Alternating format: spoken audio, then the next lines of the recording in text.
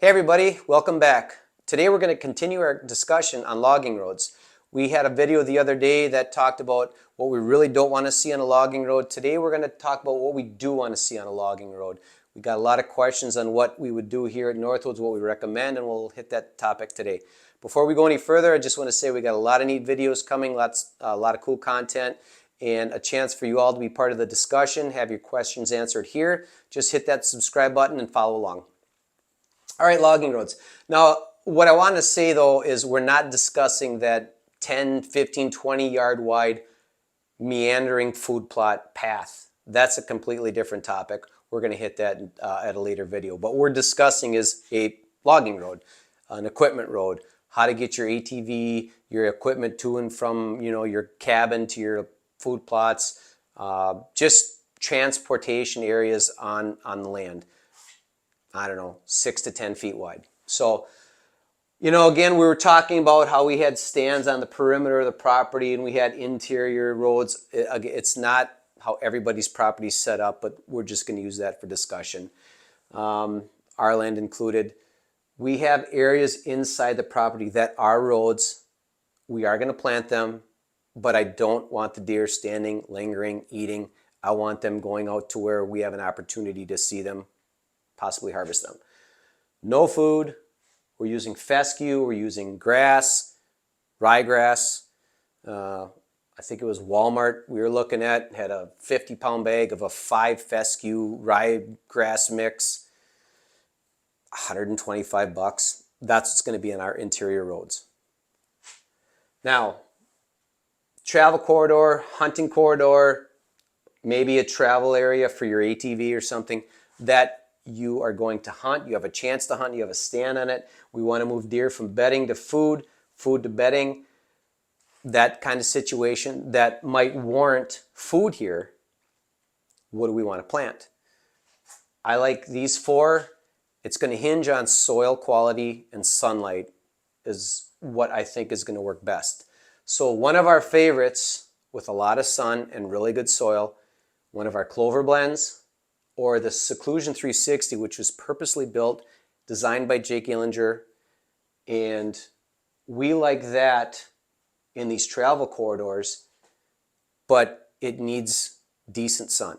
Okay, the clovers, our pure clover blend plus chicory, needs a lot of sun. Seclusion 360 can take a little less sun, a little crappier soil. One of these 2 we really like.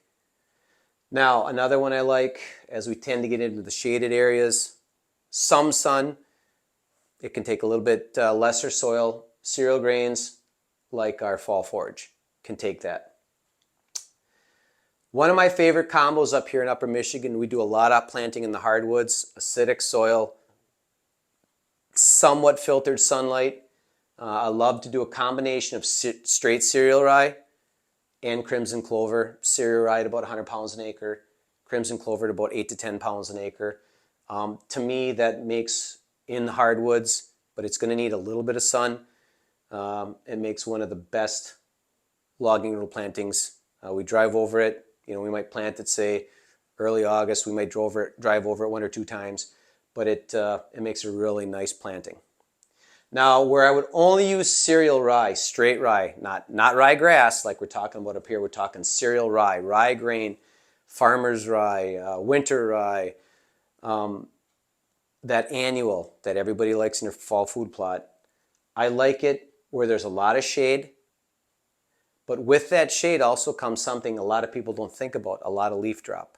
Okay, you can have this beautiful green carpet through the woods, okay, and all of a sudden, October 20th, those leaves start falling, and if it's just clover, the trail could be buried and gone. Cereal rye, from what I found up here, and like I said, we do a lot of planting in the hardwoods. Cereal rye can outcompete, well, not really outcompete, but stay ahead of that leaf drop. You might have 50% of the plot covered or the trail covered, but that rye is going to still poke through. Some of these clovers, they may be struggling in, or just not performing like they should. They're still growing, but not to their full potential in a shaded area. Now you start dropping leaves on them, it's over with. Okay. Same with brassica. That's why you do not see brassica here. Typically, these are going to be lower light conditions. They might not be in the best soils. They're going to be very narrow, and I just don't think you can get the tonnage. They can't take browse pressure very well, which is why we don't use brassica here. Now, on that 10, 15, 20 yard wide winding food plot, I think brassica will work phenomenal as part of that planting, but we'll get that at a later date.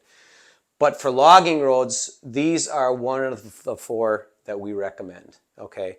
And rye, all by itself, if you're getting a lot of leaf drop, you can't cut trees, you're on a leased property, you're on a permission property, we can't do any kind of cutting.